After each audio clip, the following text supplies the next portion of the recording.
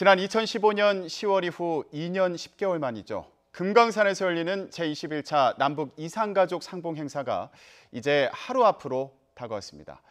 방북에 앞서 이산가족들은 사전 집결지인 강원도 속초에 모이고 있습니다.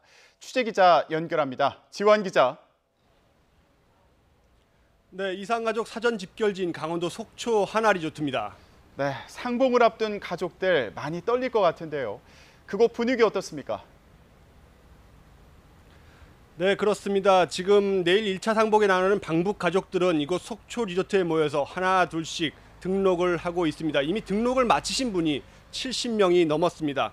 고령의 이산 가족들은 휠체어에 의지할 만큼 몸이 쇠약해졌지만 혈육을 꼭 만나겠다는 강한 의지를 보였습니다.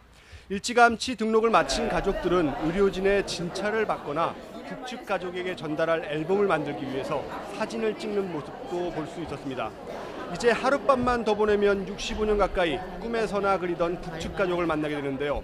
만감이 교차하는 표정이셨습니다. 그리고 다들 손에 묵직한 가방을 들고 오셨습니다.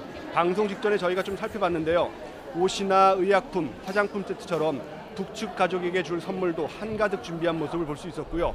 또 이런 모습을 화면에 담기 위한 내외신 기자들도 눈에 많이 띄고 있습니다. 내일부터 2박 3일간 이어지는 이산가족 1회차 상봉은 북측 주관하에 우리 측 방문단이 북측 가족을 만나는 방식으로 이뤄집니다. 93분이 대상자였는데 4분께서 상봉을 포기해서 방문단은 89명, 동행 가족까지 포함하면 197명, 지원 인원까지 합치면 360명이 넘습니다. 네, 이제 이산가족 상봉은 내일부터 진행되는데 그렇다면 오늘 일정은 어떻게 됩니까?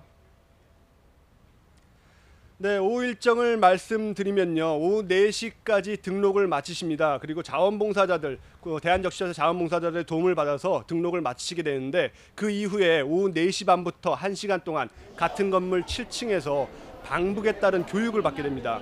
대북 제재 금지 물품에 대한 안내라든가 건강 유의 사항에 대한 교육으로 알려졌습니다. 이번에 방북하는 방문단의 경우 열의 9은 80 이상 고령이십니다. 연세가 가장 많은 분이 100세가 넘습니다. 때문에 저녁 식사 뒤에는 의료진이 숙소를 돌며 검진할 예정이고요. 내일도 의료진과 소방인력 등 30여 명이 방문단과 동행하고 만일에 대비해서 헬기 응급 체계도 마련했습니다. 남북 상봉 가족들은 내일 오후 3시죠. 금강산에서 단체 상봉을 시작으로 사흘간 6차례 11시간 동안 헤어졌던 가족을 만납니다.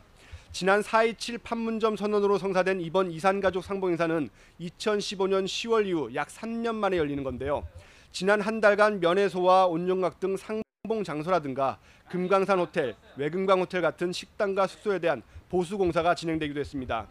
이산가족 상봉은 1, 2차에 나눠 이뤄지는데요. 우리 측에서 주관하는 2차 상봉은 1차 방문단이 복귀한 이후인 24일부터 2박 3일간 같은 장소, 같은 방식으로 이뤄집니다.